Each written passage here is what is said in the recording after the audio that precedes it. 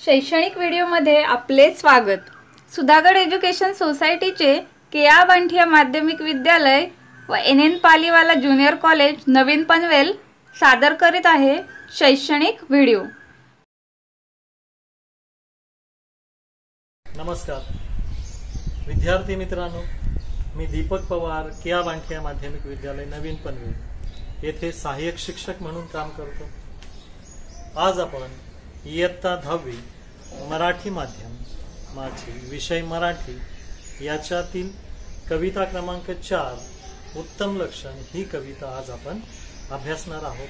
ही कविता संत रामदास यांच्या दासबोध या ग्रंथातील असून ती आपणास आदर्श व्यक्तीमध्ये कोणकोणती लक्षणे असावीत याबद्दल मार्गदर्शन करीत आहे। आपल्या सगळ्यांच्या जीवनामध्ये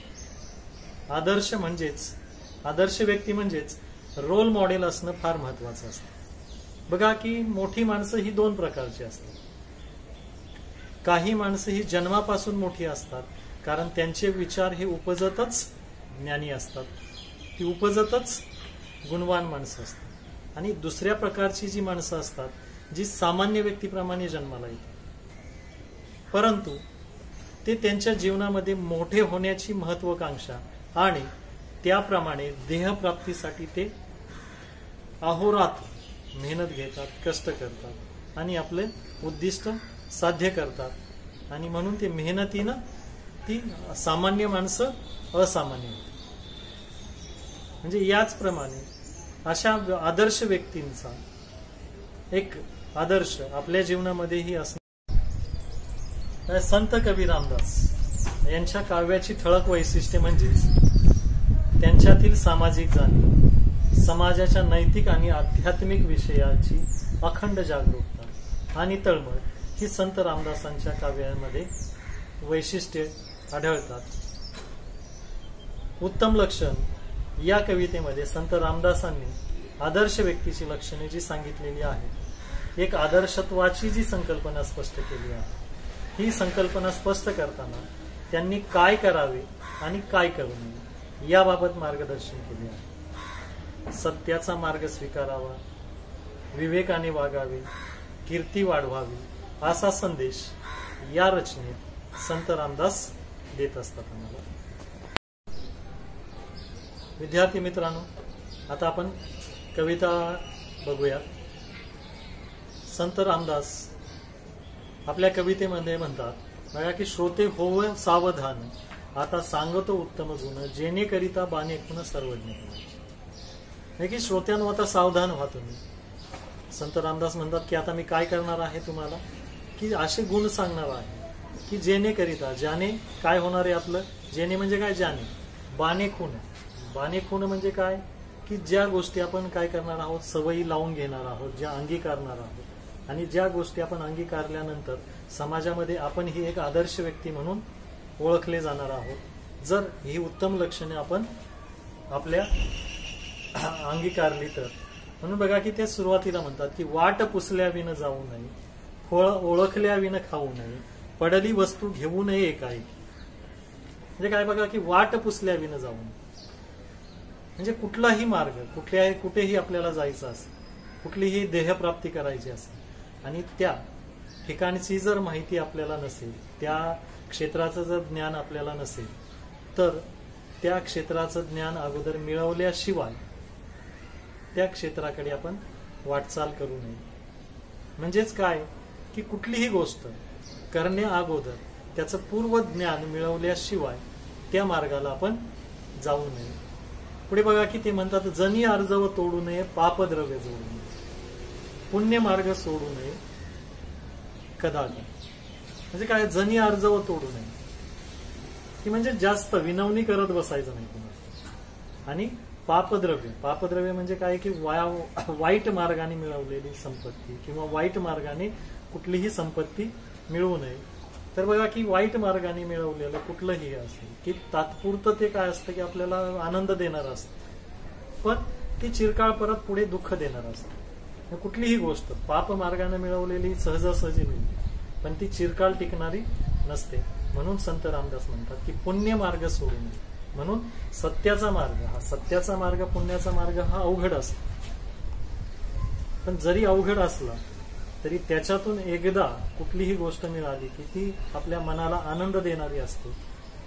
त्यामुळे संत रामदास म्हणतात की पुण्य मार्ग कधीही सोडायचा नाही. तोंडाळासी भांडू नये, वाचाळासी तंडू नये, सतसंग खंडू नये अंतर्यामी. तोंडाळासी भांडू नये. तोंडाळासी म्हणजे काय की हमेशा भांडणं करणारा, बडबड करणारा, व्यर्थ बडबड करणारा. म्हणून काय करतात की अशा व्यर्थ बडबड करणारे.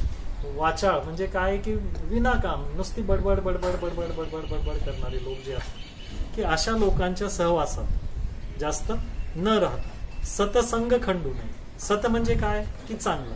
आणि अशा चांगल्या माणसाच्या सहवासात, अशा चांगल्या माणसाचा सहवास कधीही खंडू नये, कधीही त्याच्यात खंड पडू नये. की अशा चांगल्या माणसाच्या सहवासात राहिलं की आपलंही नेहमी चांगलंच. की तुम्ही ज्याच्या सहवासात राहाल त्याच पद्धतीनं काय होतं, आपलंही वर्तन असतं, आपलेही विचार त्या पद्धतीने होत असतात. म्हणून संत रामदास इथं म्हणतात की तोंडाळासी भांडू नये, वाचाळासी तंडू नये, सतसंग खंडू नये. की अशा चांगल्या माणसांचा सहवासात कधीही खंड पडता कामा नये. नेहमी अशा चांगल्या माणसाच्या सहवासात काय राहिलं पाहिजे, आपण राहिलं पाहिजे. पुढे म्हणतात बघा की आळसे सुख मानू नये, चाहडी मनास आणू नये, शोधल्या विना करू नये कार्य. की आळसामध्ये सुख मानणारी लोक जास्त असतात. की आळस असं म्हणतो ना की आळस हा माणसाचा शत्रू आहे. म्हणून काय करायचं की आळसामध्ये सुख की आता तात्पुरतं आपल्याला असतं की आता आपल्याला सुख वाटतं, पण नंतर ते आयुष्यभर ते आपल्याला दुःख दुःख आणि फक्त दुःखच देऊन येईल. म्हणून काय करतात की अशा व्यर्थ बडबड करणारे. वाचाळ म्हणजे काय की विनाकाम नुसती बडबड बडबड बडबड बडबड बडबड करणारे लोक जे असतात की अशा लोकांच्या सहवासात जास्त न राहता सतसंग खंडू नये. सत म्हणजे काय की चांगला. आणि अशा चांगल्या माणसाच्या सहवासात, अशा चांगल्या माणसाचा सहवास कधीही खंडू नये, कधीही त्याच्यात खंड पडू नये. की अशा चांगल्या माणसाच्या सहवासात राहिलं की आपलंही नेहमी चांगलंच. की तुम्ही ज्याच्या सहवासात राहाल त्याच पद्धतीनं काय होतं, आपलंही वर्तन असतं, आपलेही विचार त्या पद्धतीने होत असतात. म्हणून संत रामदास इथं म्हणतात की तोंडाळासी भांडू नये, वाचाळासी तंडू नये, सतसंग खंडू नये. की अशा चांगल्या माणसांचा सहवासात कधीही खंड पडता कामा नये. नेहमी अशा चांगल्या माणसाच्या सहवासात काय राहिलं पाहिजे, आपण राहिलं पाहिजे. पुढे म्हणतात बघा की आळसे सुख मानू नये, चाहडी मनास आणू नये, शोधल्या विना करू नये कार्य. की आळसामध्ये सुख मानणारी लोक जास्त असतात. की आळस असं म्हणतो ना की आळस हा माणसाचा शत्रू आहे. म्हणून काय करायचं की आळसामध्ये सुख की आता तात्पुरतं आपल्याला असतं की आता आपल्याला सुख वाटतं, पण नंतर ते आयुष्यभर ते आपल्याला दुःख दुःख आणि फक्त दुःखच देऊन येईल. बघा की आळसे सुख मानू नये, चाढी मनास आणू नये. चाहडी म्हणजे काय की आपण कोणाकडे तरी जाणार, दुसऱ्याबद्दल तिसऱ्याजवळ काहीतरी वाईट बोलणार. म्हणजे हा जो गुण आहे, हा गुण हा वाईट गुण आहे. बघा की जसं म्हणतो आपण जैसं करावे वैसे भरा. आज तुम्ही कोणाजवळ तरी तुम्ही कोणाच्या तरी चाड्या लावणार आहात, उद्या तुमची ही चाडी कोणीतरी तुमच्याबद्दल वाईट कोणाजवळ तरी कोण बोलणार आहात. आणि जर आपल्याबद्दल जर असं कोण कोणाजवळ वाईट बोललं तर ते आपल्याला आवडणार नाही. म्हणून तो गुण आपल्यामध्ये पण असा आहे, कोणाच्याही चाड्या मनास आणू नये, शोधल्या विना करू नये कार्य. काही कुठलंही कार्य करण्या अगोदर पूर्वनियोजन हे गरजेचं असतं. कुठलंही काम करायचं की त्याच्या अगोदर, ते काम करण्या अगोदर त्या गोष्टीचं ज्ञान मिळवण्याचा धडपड, ते ज्ञान मिळवल्यानंतर ते कार्य करणं, आणि ते ज्ञान मिळवून कार्य केल्यानंतर त्याच्यात जे यश असतं हे हमखास प्राप्त होतच. म्हणून संत रामदास म्हणतात की कुठलीही गोष्ट शोधल्या विना करू नये. कुठलंही कार्य करायचं असेल तर त्याचं पूर्वनियोजन असल्याशिवाय ते कार्य करायचं नाही. बघा पुढे म्हणतात की सभेमध्ये लाजू नये, बाजकळपणे बोलू नये, पैज होड घालू नये काही. आता सभेमध्ये लाजू नये म्हणजे सभेमध्ये बोलत असताना तिथं लाजायचं नाही. बघा की सभेमध्ये जो बोलतो, जो आपलं ज्ञान तिथं हे करतो, तो आपलं पांडित्य तिथं दाखवत असतो. की अशा माणसांना तिथं ज्ञानी समजलं जातं. म्हणून सभेमध्ये बोलत असताना तिथं कधीही लाजायचं नसतं आणि बास्कळपणे बोलू नये. बास्कळ म्हणजे काय की बालिशपणे, की वेड्यासारखं बालिशपणे कुठेही न बोलतो.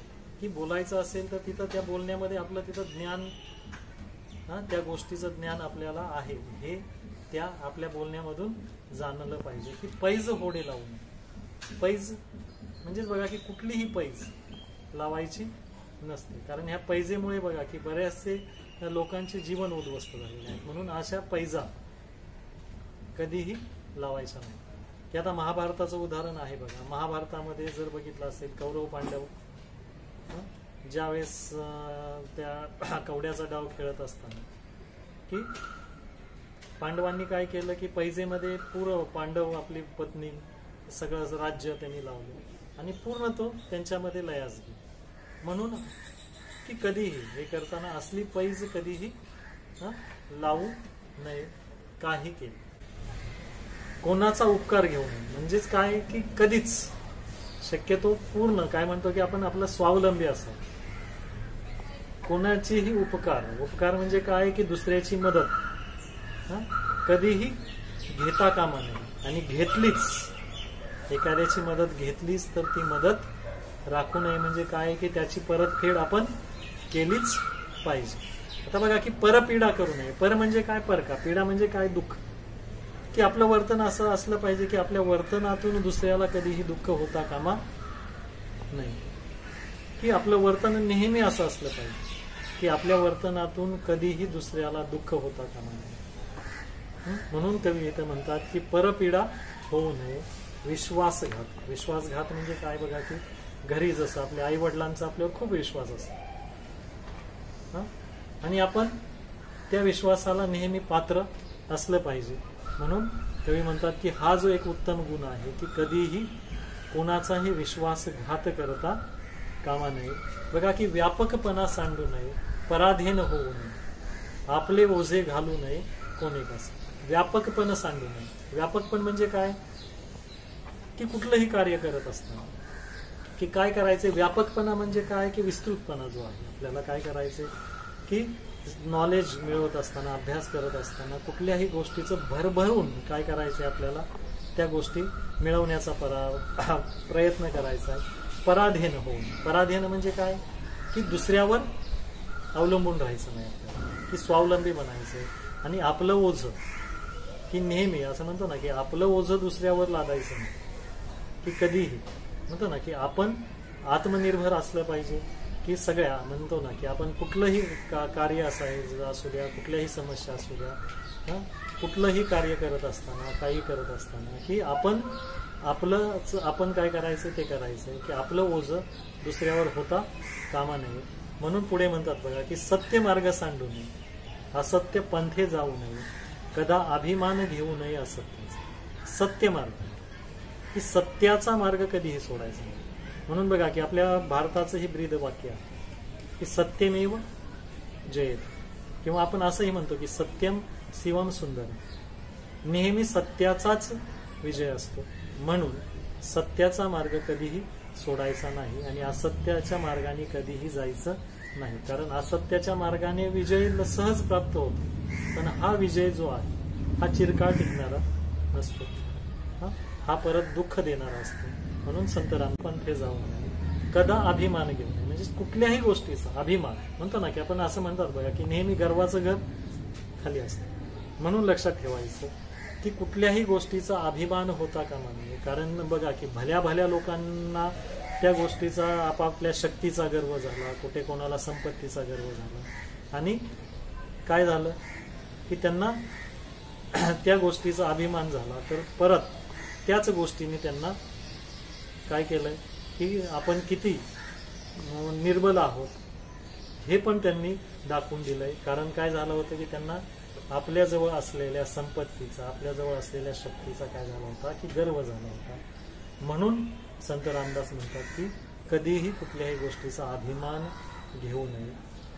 आणि म्हणजेच असत्य कुठल्याही गोष्टी आपण जे म्हणतो ना की असत्यावरून मिळालेल्या, असत्य मार्गाने मिळवलेल्या गोष्टी आहेत त्या तर गोष्टीचा कधीही अभिमान बाळगायचा नाही. म्हणून शेवटी संत रामदास म्हणतात बघा की अपकीर्ती ते सांडावी, सतकीर्ती वाढवावी, विवेक दृढ धरावी, वाट सत्याची. अपकीर्ती ते सांडावी. अपकीर्ती म्हणजे काय? कीर्ती म्हणजे काय की प्रसिद्धी. अप म्हणजे काय? वाईट. की बघा की दोन माणसं दोन प्रकारे प्रसिद्ध असतात. एक चांगल्या मार्गाने चांगलं काम करून तो प्रसिद्ध होतो आणि एक वाईट मार्गाने जरी त्यानं काम केलं तरी तो प्रसिद्ध असतो. एक आपल्याकडे म्हणतात सुप्रसिद्ध आणि कुप्रसिद्ध. म्हणून कवी म्हणतात की अपकीर्ती ते सांडावी, की नेहमी आपलं वर्तन असं असलं पाहिजे की आपली कीर्ती ही सत म्हणजे चांगल्या मार्गानेच आपली कीर्ती वाढली पाहिजे, की समाजामध्ये तुम्हाला चांगलं म्हणूनच ओळखलं पाहिजे. अपकीर्ती म्हणून काय करायचंय की असा मार्ग सोडायचा आहे की ज्या मार्गाने, अपकीर्ती म्हणजे काय की वाईट मार्गाने प्रसिद्धी मिळते. वाईट काम केल्यानंतर जे आपल्याला समाज वाईट म्हणतो, की अशा गोष्टी काय करायच्या आपण त्यागायच्या, त्याग करायचा त्या गोष्टींचा. विवेक दृढ धरावी. विवेक म्हणजे काय की सत आणि असत. म्हणजे म्हणतो ना सत म्हणजे चांगलं आणि असत म्हणजे काय? वाईट. की चांगलं तेवढं घ्यायचंय आणि वाईट तेवढं काय करायचं? सोडायचं. हा, जसं बघा एक छोटंसं उदाहरण, एखादी केळी जर आपण एखाद्या जनावरा पुढे खायला टाकली तर तो काय करेल? सालीसकट ती केळी खाईल. आणि तीच जर एखाद्या माणसाला दिली खाईल तर माणूस काय करेल? त्याची साल सोलेल, आतला गाभा खाईल, साल फेकून देईल. म्हणजे काय केलं? माणसाने काय केलं? जे चांगलंय तेवढंच घेतलं, जे वाईट आहे ते सोडून दिलं. म्हणजे सत तेवढं ठेवलं, असत ते सोडून दिलं. पण जनावरांनी काय केलं? ते सगळंच खाल्लं. म्हणून म्हणतात की ज्या माणसाला काय केलं ते सगळंच खाल्लं. म्हणून म्हणतात की ज्या माणसाला चांगल्या आणि वाईटाची ओळख आहे त्याला माणूस म्हणायचं, आणि ज्याला चांगला आणि वाईटाचा फरक कळत नाही तर तो पॅन्ट शर्ट मध्ये जरी असला तरी तो जनावरच. म्हणून म्हणतात की विवेके दृढ धरावी, वाट सत्याची. म्हणून नेहमी चांगल्या मार्गानेच जायचंय, कारण सत्याच्या वाटेने जाणाऱ्याच माणसाचा शेवटी विजय होत असतो. आणि म्हणून संत रामदासांनी काय केलं की ही पूर्ण जी लक्ष आपले हक्काचे मराठी चॅनल रायगड ओवी न्यूज चॅनल सदैव आपल्यासोबत. रायगड ओवी न्यूज चॅनल नेहमी पाहत रहा, लाईक करा, सबस्क्राईब करा आणि बेल आयकॉनवर क्लिक करायला विसरू नका.